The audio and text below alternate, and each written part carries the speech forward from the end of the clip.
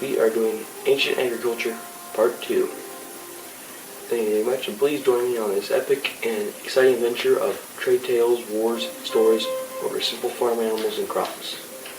Now let's get the whiteboard up. Now that we have the whiteboard up, let's talk a little more about the goat's biology, such as to understand the trade deals, many wars, and how these animals are cultivated. We have to understand their biology and where they come from first. Please could I have a graph of the goat's biology? Thank you very much. Now that we have this graph of the goat's biology, I'd like to talk and explain a little more where the goat is from. Please, if you want to examine the goat's biology, pause the video, zoom in, and you can see on this graph. Done? Okay. Now that we have that out of the way, let's look at the where it's from and where it's from, the continent, and how it has to evolve. So, goats, you see, are from, well, more rocky continent, specifically Sweden, Iceland, Norway, Finland, basically this Scandinavian area. Now, this area is entirely above the wood line, which is the line of where trees grow, specifically. So you see, this will definitely affect the goat's biology. So the goat had to evolve to actually climb these huge, massive cliff faces. And besides that, the amount of rocky soil means that not many plants can grow. A trait that we can see is, remember that old thing of goats and cow farmers and sheep farmers hating each other? Well, in the family of goats and sheep have to rely upon eating the grass roots, literally, and instead of cows would just eat the grass. This is a trait left over from millions of years of what they have to do in order to survive, and goats' stomach acid is very strong. This makes goats a very resilient animal, and more of the luxury ones compared to chickens, such as you can get wonderful hide, very soft, and you can also get fine meat and cheese and milk out of them.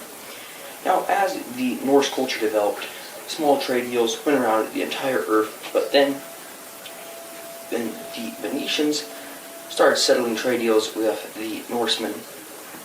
You see, these cheeses and meats spread to Ur. So let's go to ancient Iraq. So this was a city of wonders in the very early years of humanity, such as made cheeses and meats and other things and styles that we use till this day are made here. The first writings that we actually know of is actually about cheese orders, otherwise orders for cheese, from the Venetians to the ancient Sumerians in Ur, which is this city right here, to clarify. So basically, cheese is very important since, here's the thing, if you ever had goat cheese, you know it is delicious and very potent and strong. You only have a little bit every year, I would say. Now, this huge amount of cheese also allows to be preserved on times in huge pots and outside. So if you face hard times, you can easily rely upon the goat's cheese. Because yaks and cows were all the way over in the Mongolian Empire before the Mongolian Empire ever set up. So, really, we're not going to see cows and yaks for a long time. So let's get away from the cheese and let's go more into the goat's trade. Now you see, if we go later in history to, like I said, the Mongolian Empire, there was wars over the milk and cheese. Now, emperors from different countries and from many different cultures argued whether goats or cows and yaks cheese were better. Personally, I think for everyday consumption that I would tend to think that yak cheese is better, but goat cheese is more richer and refined, my personal opinion. So many emperors fought over, well, goats and cattle. So basically, they didn't like how goat's cheese tasted and didn't want their people to be eating it. So they fought over and killed the goats for nothing. Plus, and later in the Mongolian Empire, there was many raids against goat farmers, such as you need goat fur to make Mongolian silk. which is a beautiful silver tapestried with gold. Very beautiful. So basically, goats are really just a beautiful and wonderful animal. Though derpy, still a very wonderful companion. Now we'll get into the downsides of goats.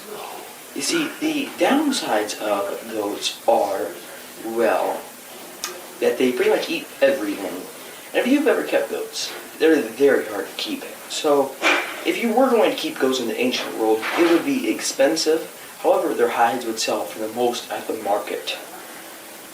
Hope you enjoyed this video. We'll have a couple other videos on ancient agriculture in maybe this same day. Thank you very much. Please like, subscribe, hit the notification bell. And it is Littus Fox. Sign off.